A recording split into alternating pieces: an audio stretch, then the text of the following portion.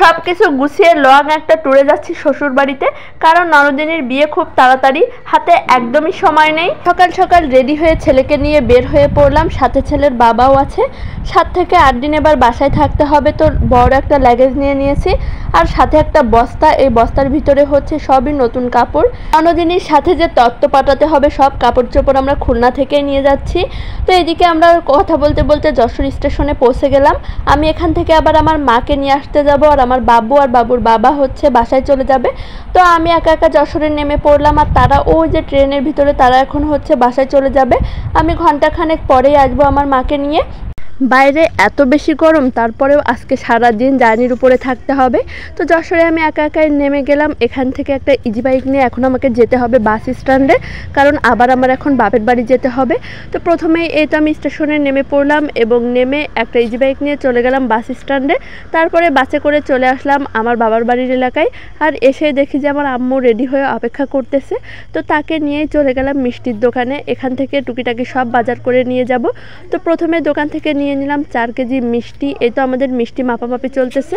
ভেবেছিলাম এখান থেকে সব বাজার করে তারপরে ট্রেনে করে চলে যাব, কিন্তু স্টেশনে যেয়ে শুনি যে আজকে ট্রেনের অফ ডে, একেবারেই মনে ছিল না। তো কি আর করা, তারপরে অফ ডে শোনার পরে আস্তে আস্তে বাজার করতেছিলাম। তো পান সুপারি মুড়ি মিষ্টি সব কিছু কিনে নিলাম। এই তো আমরা পানের দোকানে আছি এখন। বৃষ্টির ভিতরে ভিজে ভিজে কেনাকাটা করা ভাইরে ভাই, আর গরমও তেমন কোনো কিছুরই আল্লাহর রহমতে অভাব নাই, গরম বৃষ্টি সব কিছু একসাথে। তো এই তো আমরা এখান থেকে পান সুপারি কিনে নিলাম। তারপরে আমরা সব কিছু কিনে উঠে পড়লাম বাসে। বাসে জার্নি করতে একেবারেই ভালো লাগে না, কিন্তু কিছুই করার নাই, আজকে বাসে যেতেই হবে। বাসে উঠতে এত বেশি খারাপ লাগে, আর নিজের উপর এত বেশি রাগ হচ্ছিল, একেবারেই খেয়াল ছিল না যে এটা ছিল হচ্ছে বুধবার, আমাদের বেনাপোল এক্সপ্রেসের অফ ডে। তো কি আর করা, বাসে করে চলে আসলাম। আর বাস থেকে নামার সময় এত পরিমাণ বৃষ্টি, তো বৃষ্টিতে ভিজে ভিজে একটা ইজি বাইক নিয়ে নিলাম। ইজি বাইক নিয়ে এই যে দেখেন বাজারঘাট নিয়ে পুরো ইজি বাইক প্রায় ভরে গেছে।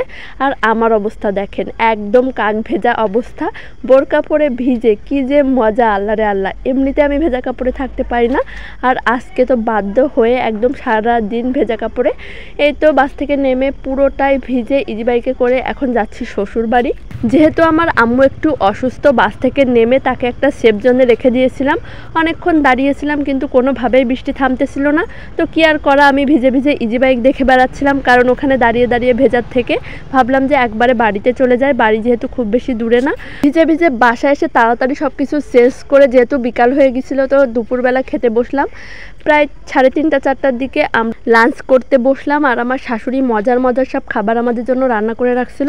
আমি আর আমার আম্মু উপরে বসে লাঞ্চ করতেছিলাম। তো এভাবে আজকের দিনটা কেটে গেল। কালকে থেকে বাড়ি অনুষ্ঠান শুরু। তো অনেক অনেক কিছু তোমাদের সাথে শেয়ার করব। আজ এই পর্যন্তই।